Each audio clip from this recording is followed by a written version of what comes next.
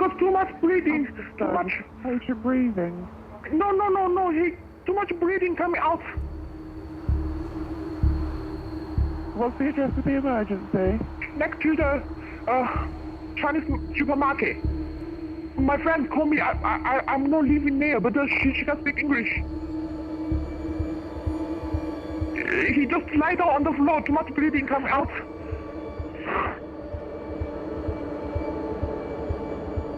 Some guys take a knife and kill him. Oh my God.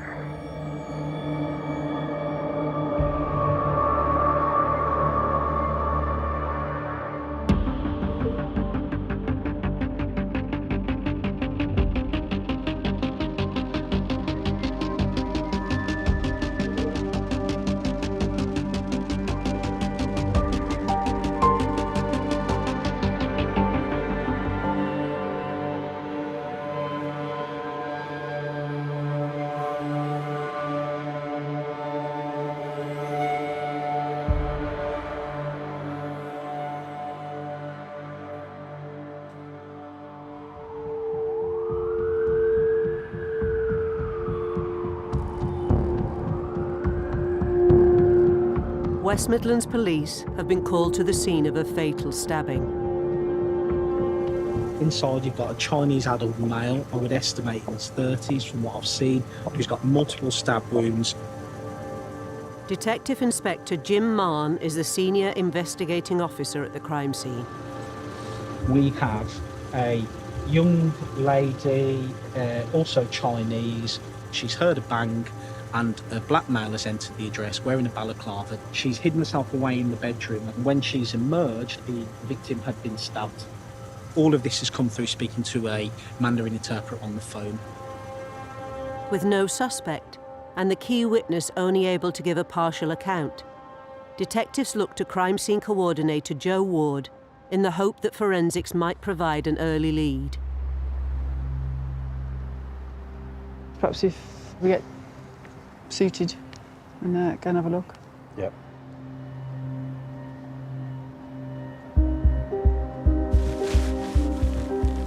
I've probably dealt with 50 murders over the years, possibly more. Every time you go to a murder, you just don't know what you're going to walk into.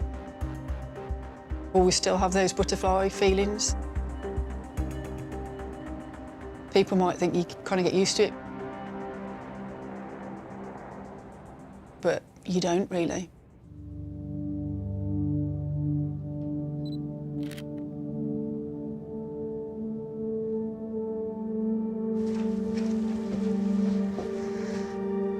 It's an absolute bloodbath, absolute bloodbath.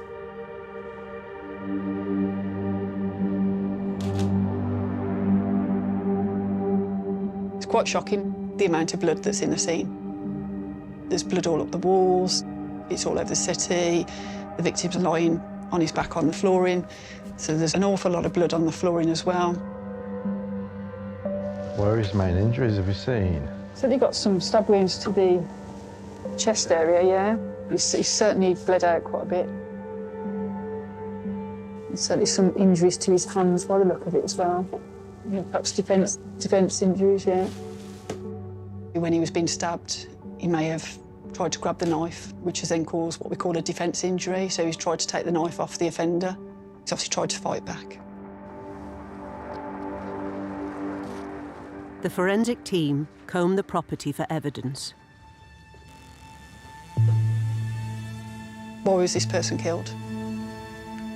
Is there a motive? The scene tells a bit of a story.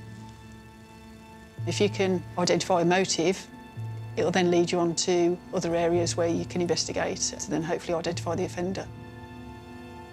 Also got blood on the bed, on the fitted sheet, and then on the drawers as he pulled them out. I wonder what he was after. The drawers have been pulled out on the side table and blood staining on the wall and on that bedside table. It's quite apparent that there'd been a search within that property.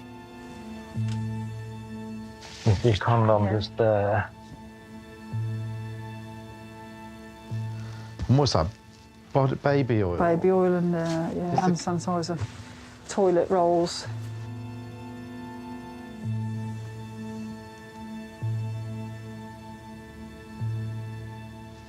I'm just wondering if this is a brothel. It's certainly looking like that, isn't it? Yeah. Like many big cities, there is a network of sex work within Birmingham, but it is often underground. As police, we often do come across places that are being used as a brothel. And then where you've got brothels, you might also have links to criminal gangs involved in trafficking and exploitation of individuals.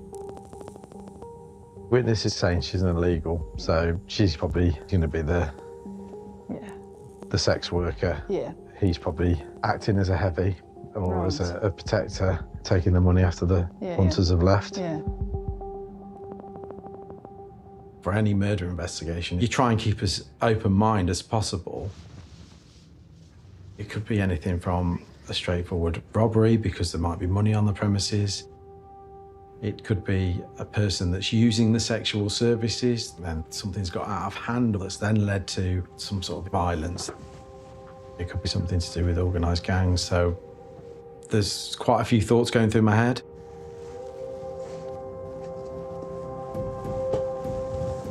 The team examine the body before it is taken away for post-mortem.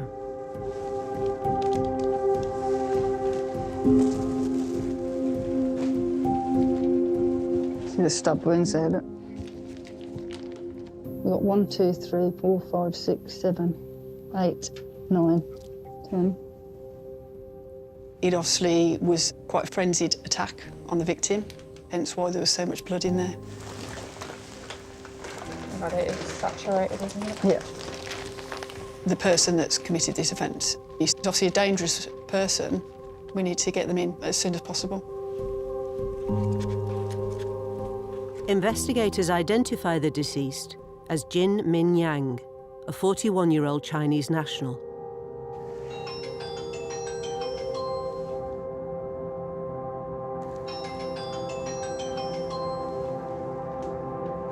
Whenever you hear a phone ring at a crime scene, first thing you think of is who is the person ringing? Could be a family member. It could be the offender that's on the other end of the call. We just don't know. People might think it's strange that we don't just answer the phone, but as yet, we actually don't know what's gone on in this crime scene. So what you don't want to be doing is answering the call and creating any issues when obviously we're going to be extracting information from that phone. We need to just have a visual without disturbing too much, just to see if there is another phone in here. Yeah. Investigators discover the victim has 2 phones.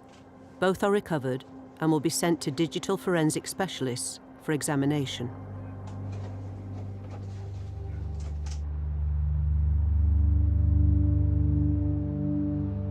With no sign of the murder weapon in the property, police search for any evidence the suspect may have left behind while fleeing the scene. So small. They really are.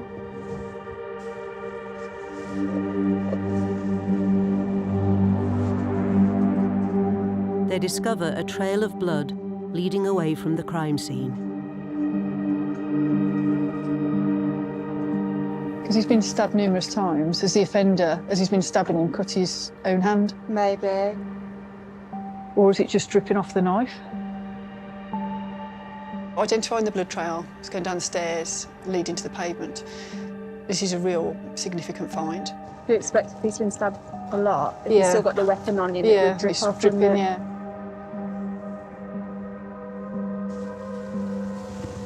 Blood is a really good source of DNA. So finding blood, hopefully we get a DNA profile that may identify our offender. The blood is swabbed and will be fast-tracked to a specialist lab where it will be sampled and profiled against the National DNA database.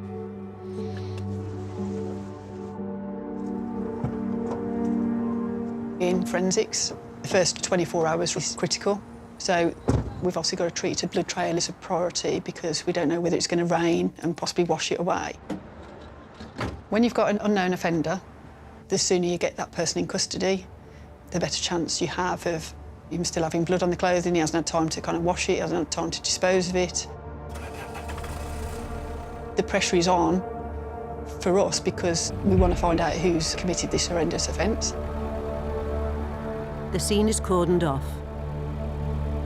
A more detailed forensic investigation will be carried out in daylight.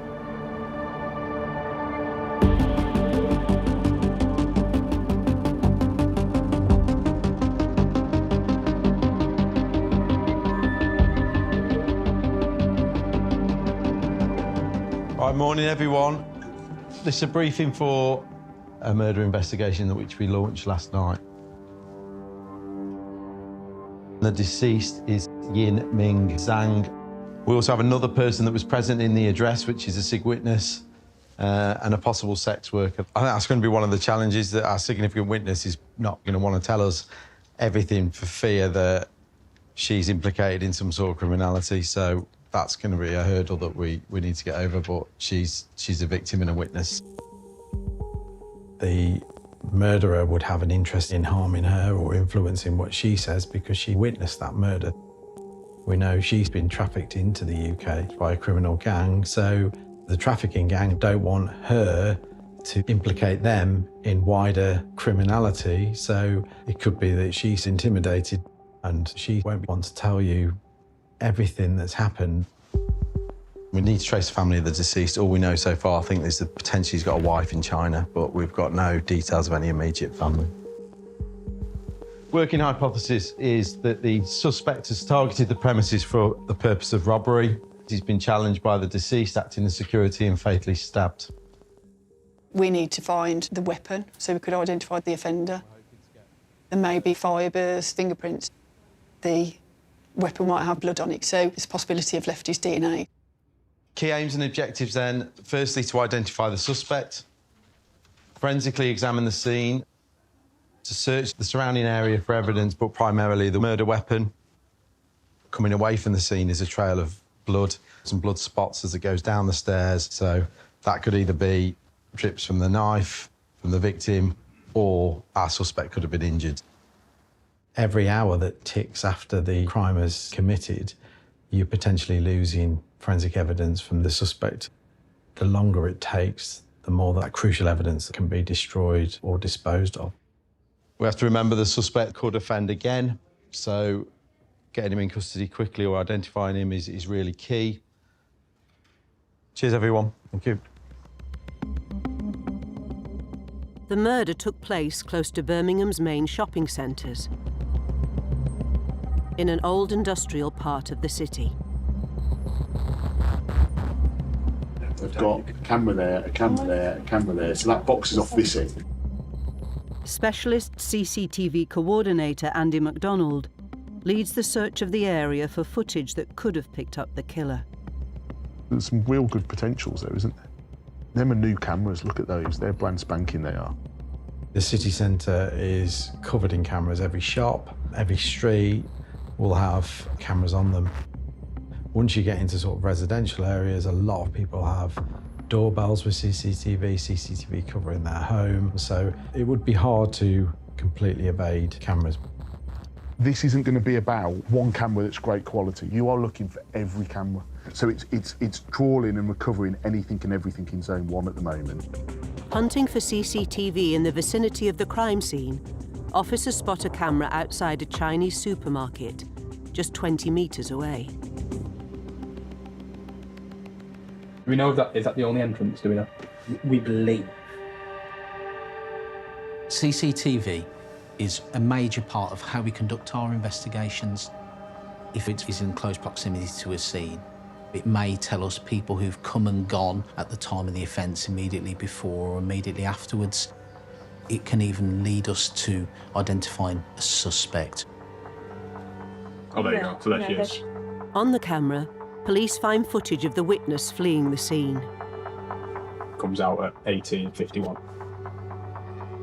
And apparently she's saying to staff now, somebody's been killed, somebody's been killed.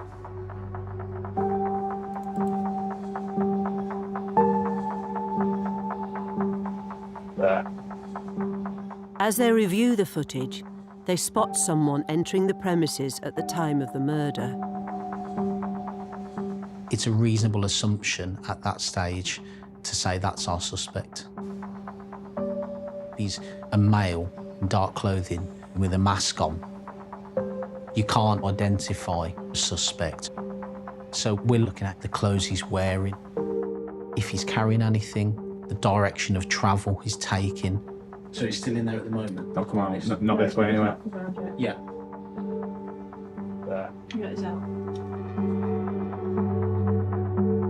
Although detectives aren't able to identify the man in the footage, they now have their first sighting of the suspect and an indication of his movements after the attack. Now we've got something to go on, and we need to focus our efforts on using this information to find him. Officers conduct a forensic search of the area the suspect was seen heading towards.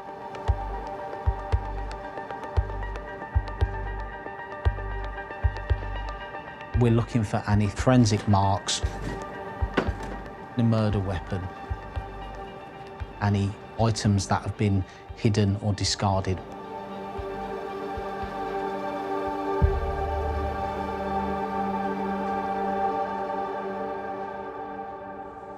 The swabs taken by Joe outside the crime scene must first be confirmed as blood before they can be processed for DNA profiling. To test the swab to make sure that we have blood, we use the Hasselmeyer and the hydrogen peroxide reagents.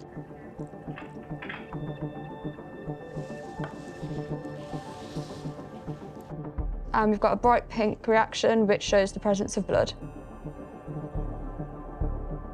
So I'm just going to sample the tip, and then that will go to the DNA unit for profiling. We've got blood in the scene, which is a rich source of DNA. What we don't know is whose blood that is.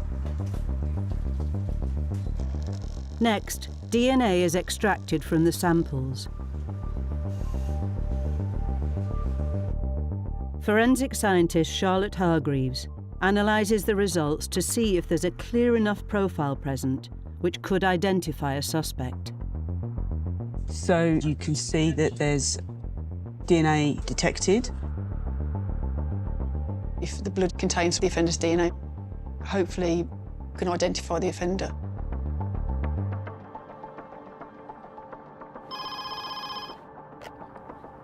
Joe Ward, Crime Scene Coordinator. Yeah. The results from the DNA comparisons are back.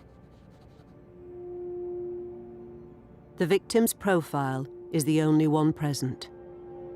I was hoping it would kind of come back to the offender, but it was kind of one of those that I think we just had to try.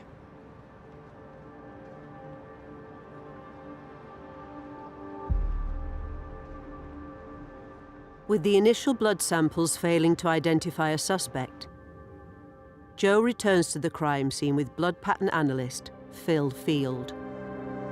This distribution down here stands out as well. In this particular case, one of the priorities to consider is the possibility that the blood might be from someone other than the deceased.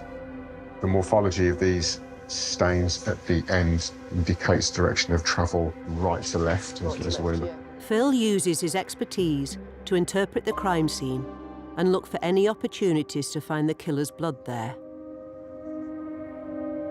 If the victim fought back, he may have injured the offender. There's always a possibility when it's quite a frenzied stabbing attack like that, that the knife gets wet with the victim's blood. It gets slippy, and there's always a chance that the offender's hand could slip onto the blade and cut themselves. So clearly, super heavy staining there, strongly suggesting that an attack has taken place in this region.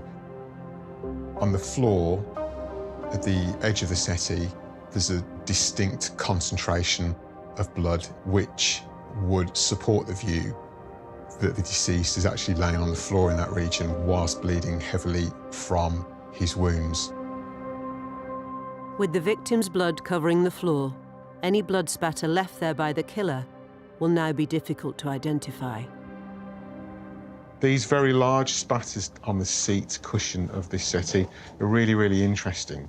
They're so big, so full of volume, that they could potentially be an arterial rain. Yeah. Typically, we might see arterial blood from neck injuries, arm, chest injuries. The blood's under pressure within the blood vessels from the beating of the heart, because it's quite heavy blood staining. The blood spots themselves are quite large. It's more likely to have originated from the deceased. The forensics team turned their focus to blood on the wall, near where the attack took place. I think this is likely to be a cast-off pattern, so blood cast from a moving object that's wet with blood. And because it's really fine, it's just one track. There's a potential for that to be something like a knife. And if the offender has been cut as well, you know, we could have cast off blood from an offender. Yeah. This distribution suggests that the source of the blood was swung from right to left, approximately 1 metre from the floor. The nature of the blood patterning indicates that the blood is actually from the deceased. This particular distribution here is quite interesting. I think there's quite a lot of opportunity here for blood from assailant and victim's blood. Yeah. I can be reasonably confident that certain areas of blood staining are from the deceased. But if I'm working with a hypothesis that an assailant may have been cut and injured at the scene, some of the more subtle spatter patterning could have been left by another person, and therefore I'll want to target those specifically for some DNA profiling work. Further samples will be taken from these locations and sent for analysis, in the hope of finding DNA that could identify the killer. So, clear indications to support movement through the property afterwards. Obviously, signs of disturbance in the room, bearing those in mind, having a look down this side of the bed. The team trace what they think could be the killer's movements through the property after the stabbing. There's some transfer staining on the bedside cabinet here, like potentially finger swipes as well. Finding fingerprints at a crime scene will 9 times out of 10 identify your offender. If the fingerprint is in the victim's blood, that obviously puts that person at that crime scene at that time of the murder. Could actually solve the case. There's some blood around there behind that handle. Every contact leaves a trace. You touch an item and you haven't got gloves on, the expectation is that you either leave your DNA or fingerprints, whether it's latent or whether it's ridge detail in blood. There's more on this area, Joe. There's quite a lot of marks there. Yeah. And that would kind of fit in with him jumping up on the counter. It would, yeah. A latent fingerprint is a print that's not visible to the naked eye and enhanced by using either chemicals or fingerprint powder.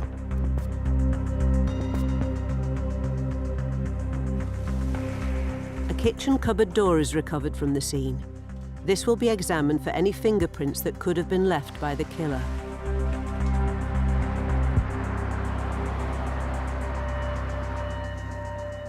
We're going to apply fluorescent dye. It'll basically just stick to blood, so when it's viewed under a blue light, it will actually fluoresce. Fingerprints give us a result quicker than sending items off for DNA. Any potential fingerprint within a crime scene is submitted to the Fingerprint Development Lab. And obviously, if the fingerprint's found, they'll be searched against the National Fingerprint Database to see if they match anyone that is known to the police. The National Fingerprint Database contains the fingerprints of over 8.3 million individuals and 26.2 million fingerprint identification forms. So now we can view it under a blue light, which will fluoresce the yellow dye. Fingerprints are unique to each individual. Fingers and palms have ridge skin known as ridge detail.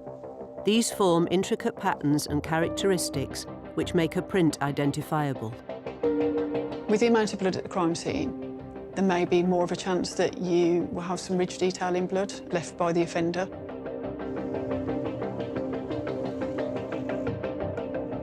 So I have a sequence here of what looks like 3 pressure marks.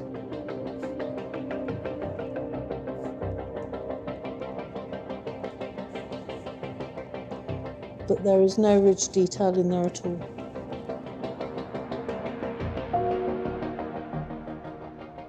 Now I'm going to treat the handle. The handle is treated with superglue to help detect and enhance any detail that may be present. Superglue adheres to salts that come out of sweat, so obviously it will adhere to fingerprints. Once I run the cycle, the chamber will humidify, then the superglue will vaporise and stick to any salts present on the handle.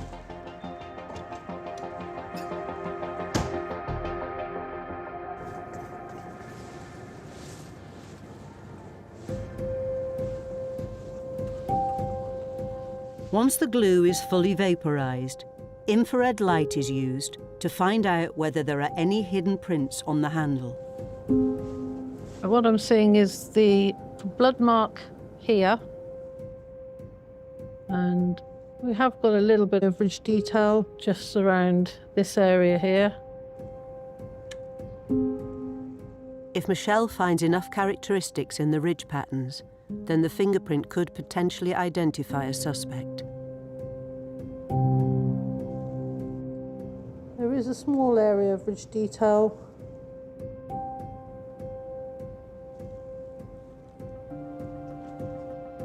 I have got a couple of areas.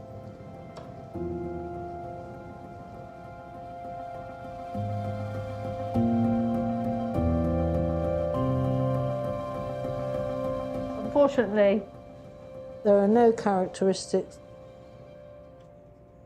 Therefore, I'm going to no value it and it won't go to the Bureau. With no fingerprints linking a suspect to the crime scene, investigators will have to rely on the blood swabs taken to provide a forensic lead. So the results come back on the first submission that we sent, which was the blood from the blood trail coming down the steps towards the pavement.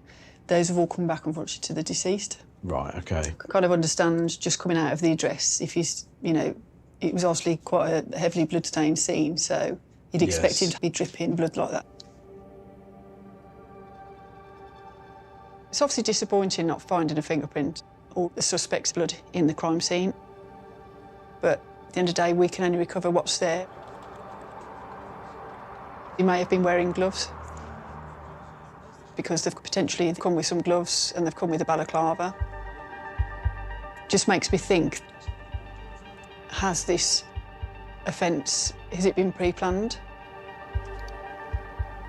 So that's in there, yeah? Yeah. So you get a glint of the face mask. Yeah. Right, let's try to get some best images of this guy. Detectives review all the police footage gathered on the night of the murder, including body-worn video of the witness. What have you seen? What have you seen?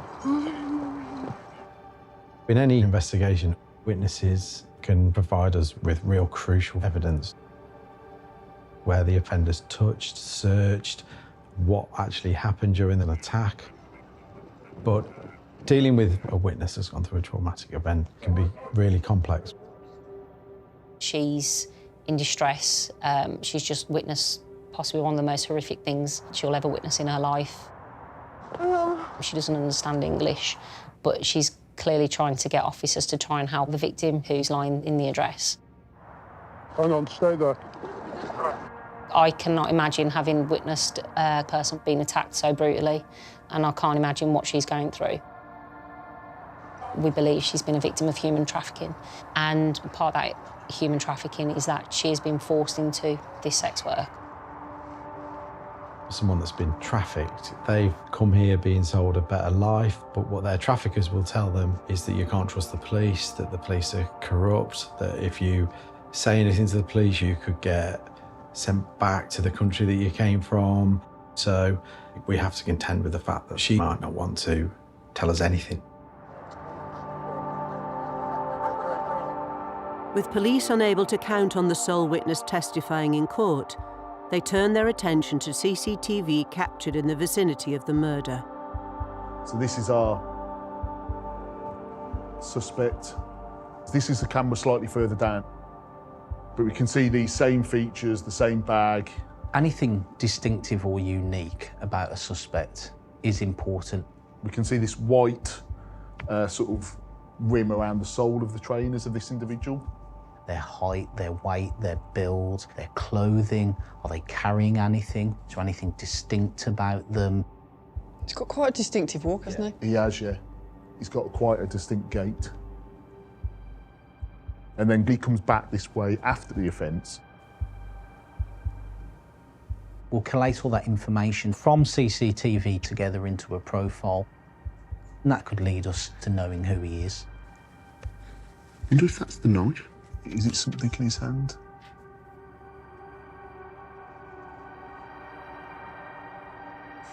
It's shiny as well. I wouldn't expect a hand to do that.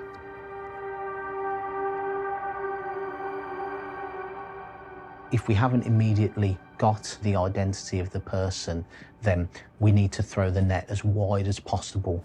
Okay. See if we can get a better camera that's going to catch him close up so we can see the intricate detail of him. And then we'll use that as our base as to what he looks like to track him. Get the minimum of 1,700 hours to 2,200 hours, and all cameras inside properties outside. We create CCTV zones around the scene, and those will be trawled in their entirety to gather every conceivable piece of CCTV we can find. After 2 hours, the 6 officers searching for CCTV make an unexpected breakthrough. There you go. So there's the spot. You can see it there. Oh, there's some here as well. They discover what looks like more blood spots. Just there, look, spots of blood. And then one there. And again one there. All less than sort of half a metre, 60 centimetres apart. All the way up the street. It's just splattered all the way along up to Cheapside. Joe? Yeah? Do you want to come and look at this? Just had one of the CCTV ads down there. They've come down Moseley Street and right into Barford, all the way up to Cheapside, and there's blood trail all the way along that path. He's got to be bleeding. Got to be injured. He's got to be It's not going to bleeding. be dripping off and off, is it, that far? So we're going to have to extend this scene out and block this off till we can get the forensic people out. Nobody's going on the footpath, OK? I'm confident now we've potentially got a chance to have DNA of a suspect and their image on CCTV. In most cases at that point, you're going to start to identify someone. That's showing that he's come all the way down this path, isn't it? But where he's gone left or right from here will be down to footage. With the blood trail cordoned off, forensic scene investigator Claire Stewart is sent to examine and swab the droplets for DNA. Joe Ward, crime scene coordinator. Hi Joe, it's Claire. Hello, you're right. If you come down from the flat, there's a signpost called Moseley Street. Yeah. That's where my first drop of blood is. Yeah. And it goes all the way around the corner, down to where there's like a skip, and that's the last bit of blood there. Okay. Are they quite kind of small drops of blood, or? They're certainly drops of blood, so they're not like a swipe, like they're on clothing or shoes. Yeah. It certainly looks like somebody's bleeding, I would say. Identifying the blood trail is a bit of a breakthrough, really, because it suggests to me that possibly the offender has actually cut himself. So we are one step closer to hopefully identifying the offender. You wear your full PPE because it is so easy to transfer DNA. This is why we clean all our equipment, wear your double gloves. We don't want to put any of our DNA into a scene.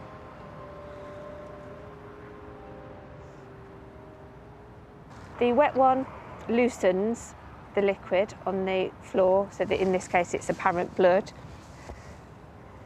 And then the dry one will pick up the remaining.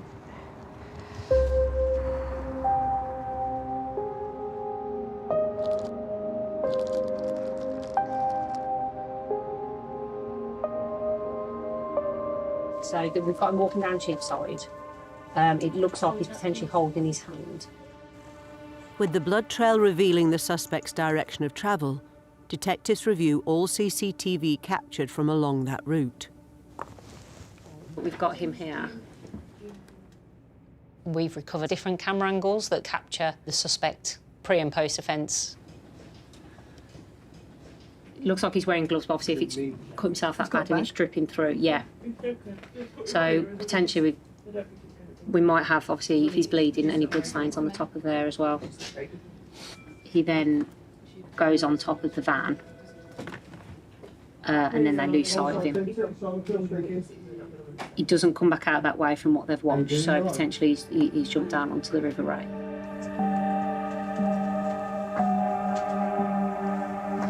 Definitely need to go down there, don't we? Yeah. The River Ray runs through Birmingham city centre. That route is likely to result in him not being seen by other witnesses post-offence, where potentially his clothing's blood-stained and he's injured.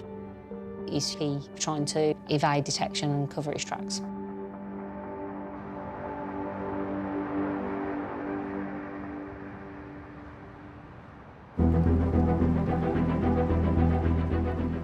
The police team begin an initial search of the surrounding area within a kilometre of the river. This is believed to be where the exit point is, and then... Yeah, so we know he's come from Cheapside down the River Ray.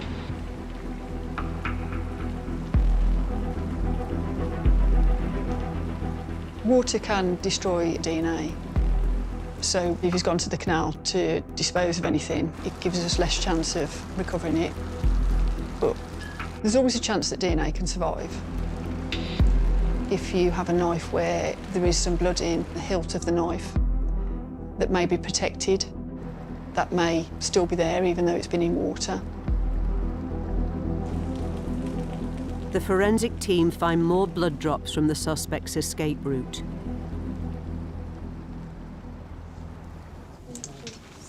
And you can see there's blood found on kind of the left and the right side of the ladder. Where he was seen on CCTV to climb over a gate and then over the fence and then climb down these ladders, which then lead onto the River Ray. The blood drips, and that leads us to the river, are becoming less and less, which means that either the blood's drying up or the bleed is starting to slow. It draws a line for any tracking of that person after the offence.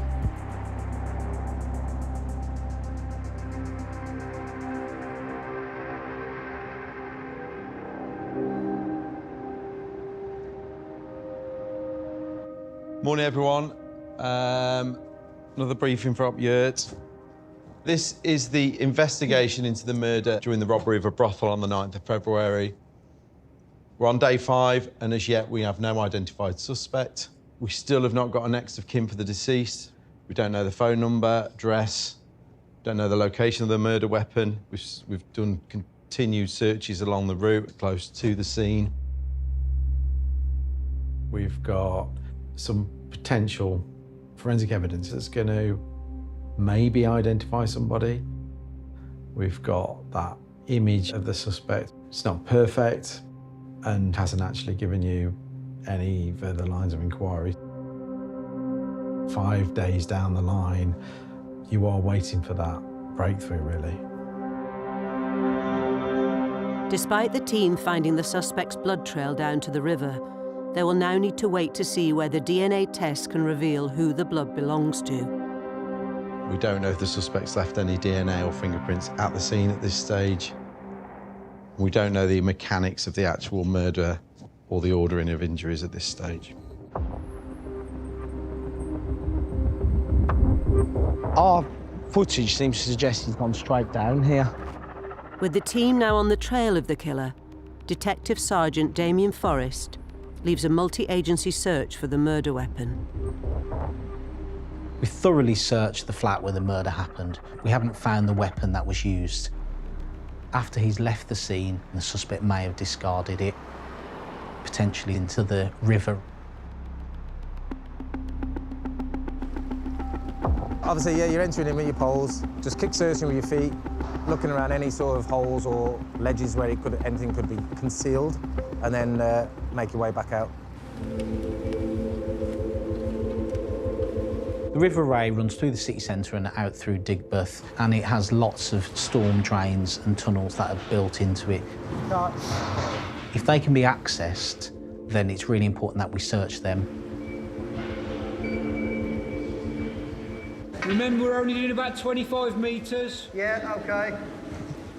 We've got specialist teams that are trained to search those areas, methodically recover everything within them, and we've got really advanced techniques of science that's able to extract lots of evidence from those items, even if they've been in water for long periods of time. OK. Happy it's all clear? Yeah, it's fine. Good boy. Good boy. One of the specialist teams searching the river is the Forensic Dog Unit.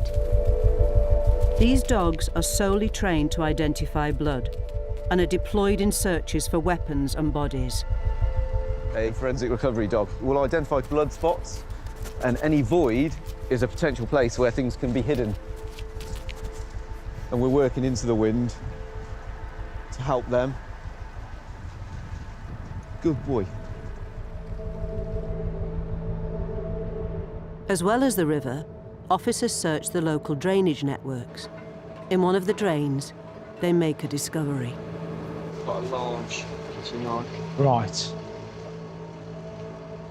The only description we've got is from our significant witness who was inside the address, who's described it as, she said it was like a few centimetres short of being a rough book size, so that size blade is consistent with that.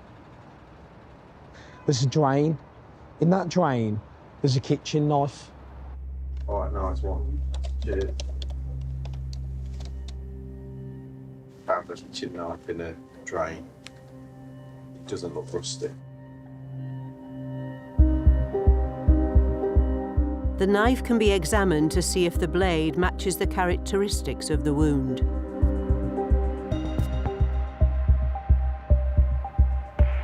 "300 metres from the ladder, which the suspect may have used to get down to the river, officers make another discovery. A pile of burnt clothes that could belong to the killer. Clothing can be quite a good source of DNA. Obviously, if you wear an item of clothing, then you sweat, you shed skin cells. But DNA can actually be destroyed by fire. The items were burnt.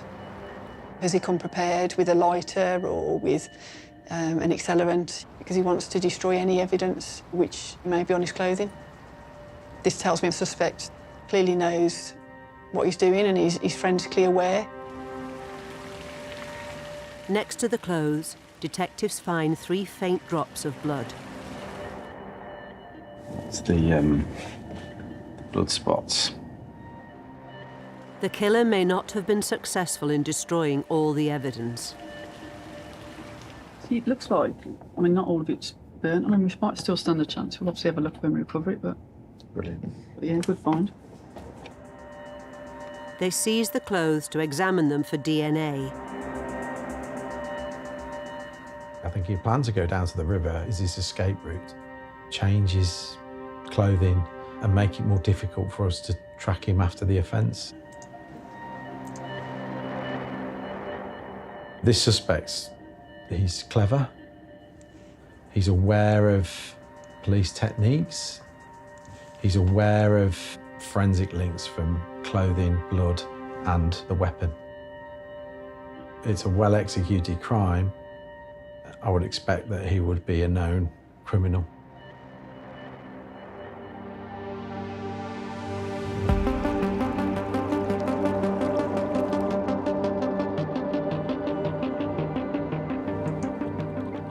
FSI have marked out where all the stab wounds are, where the knife has gone through. So you've got quite a few there to the chest area.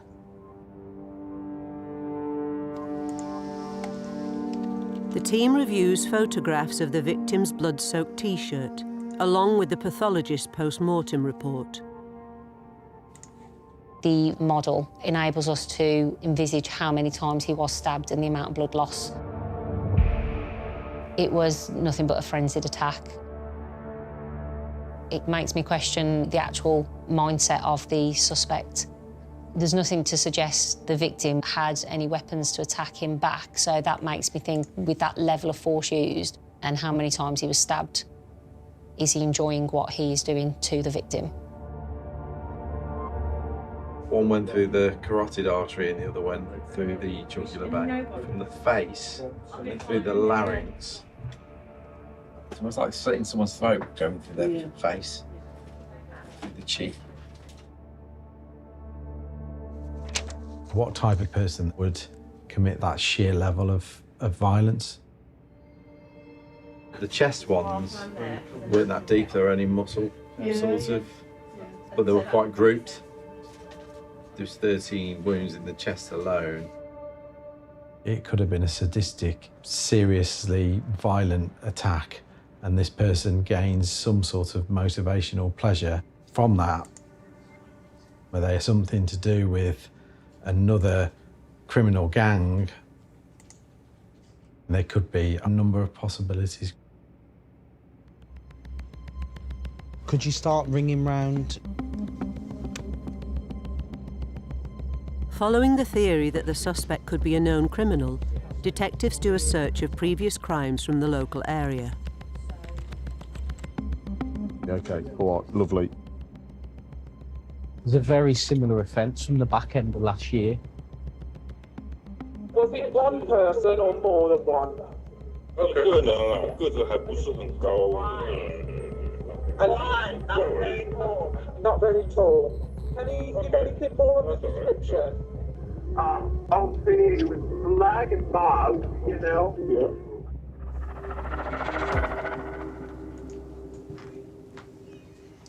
Male turned up, knocked the door, was let in by the male, and then he was attacked. Described as black male, 5 foot 5 tall, slim build, dressed in black. Very similar to that man. Yeah, but as I'm going through the crime, the injuries, it was multiple stab wounds. He said he got a gun as well. The victim thought he was going to die, but he had all his hands, he ended up with fingers amputated. Oh, okay.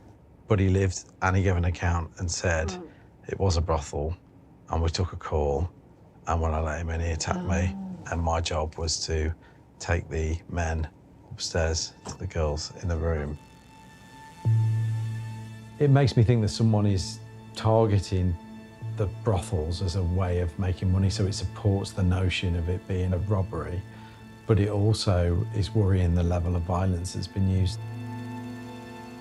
Looking at the vicious attack that we carried out on this previous victim is quite concerning.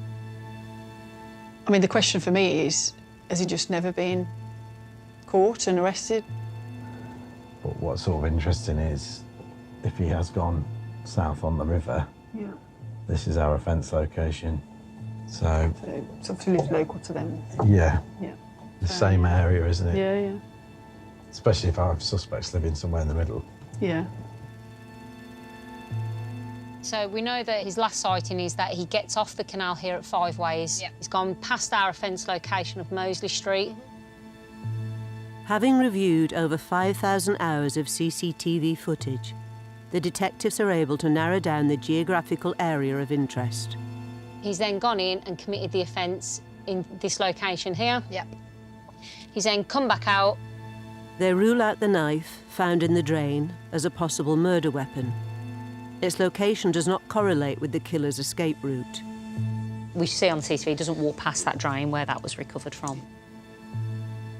So we've looked at the river, we've looked at the canal.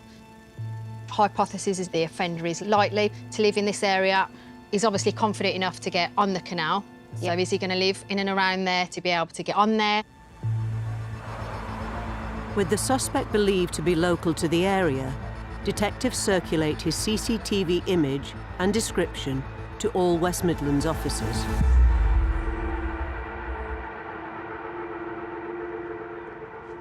Good morning, everyone. Up here to briefing.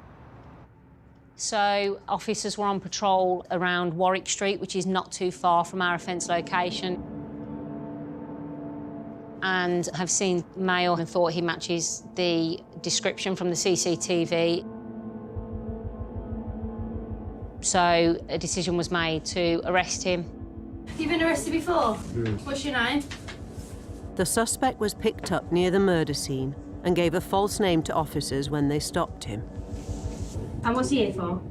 Yeah, he's been arrested on suspicion of murder due to him matching the description of the offender. What's interesting is they've observed him walking, and in their opinion, he walks very similar to our man from the CCTV. And what's he here for? If you could just take a seat inside this photo booth. Lovely. If you could just open your mouth for me. The man in custody has his DNA taken to confirm his identity. The swabs will take 72 hours to process and come back with his DNA profile. DNA probabilities are around approximately 1 in a billion, so DNA will tell us whether this is the person we are after or not.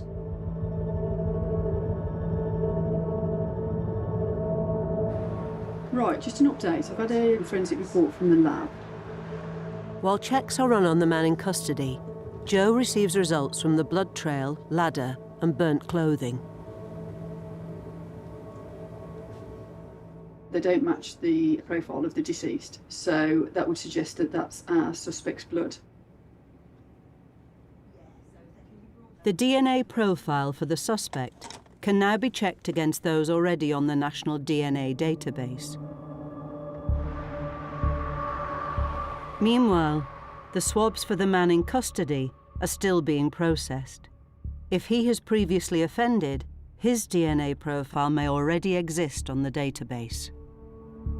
For this level of crime, you'd expect a suspect to have committed more minor offences before and been arrested and have their DNA and fingerprints taken off them. So you'd expect their DNA in the database.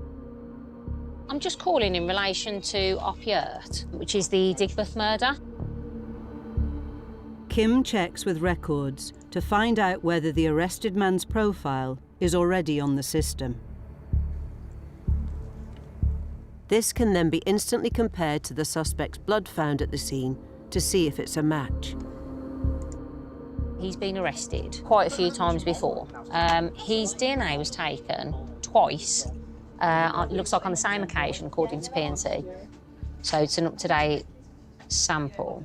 The National DNA Database holds over 5 million individuals' DNA.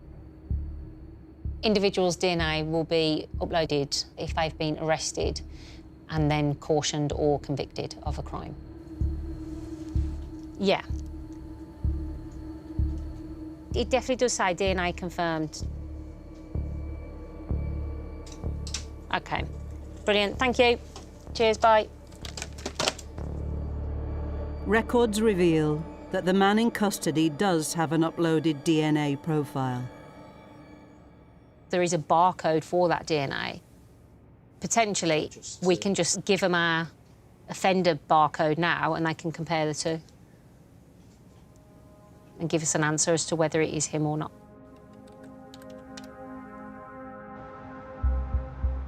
Joe Ward, Crime Scene Coordinator. The results of checks for the DNA found on the blood trail, ladder and burnt clothing have come through. So there's been no matches. Which is a shame, but I think we've reached a bit of a dead end with that. The DNA profile for the suspect does not match anyone on the database. including the man in custody. Come on, my friend. Okay, listen to the sergeant. As the man in custody is no longer considered a suspect, he is released.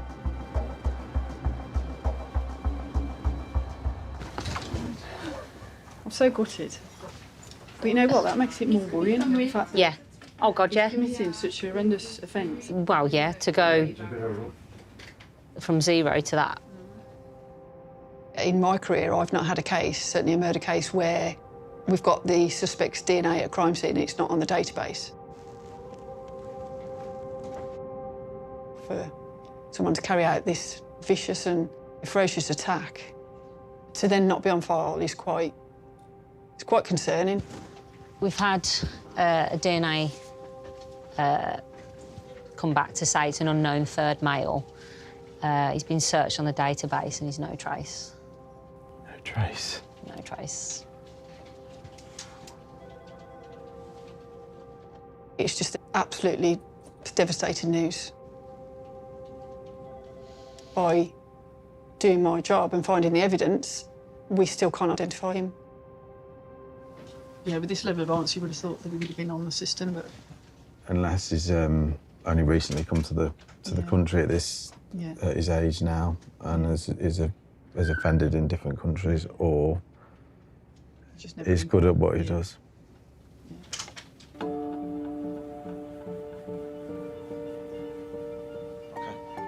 What we've got is a seriously dangerous individual. He's hurt one person, he's killed another. We do not know what he's capable of. At this stage now, all our short-term strategies haven't yielded anything, but we've got his DNA, we've got his image, and this person might be sitting there now thinking that they've got away with murder, but ultimately they won't, because we will not stop until we find them. 10 years ago, this would have been the end of the road, but with forensics always evolving, it's just another hurdle that we need to overcome. We will broaden our investigation and draw on the resources from the forensic community to dig deeper and leave no stone unturned. He'll have slipped up somewhere along the line and not know it, and I think we'll identify him.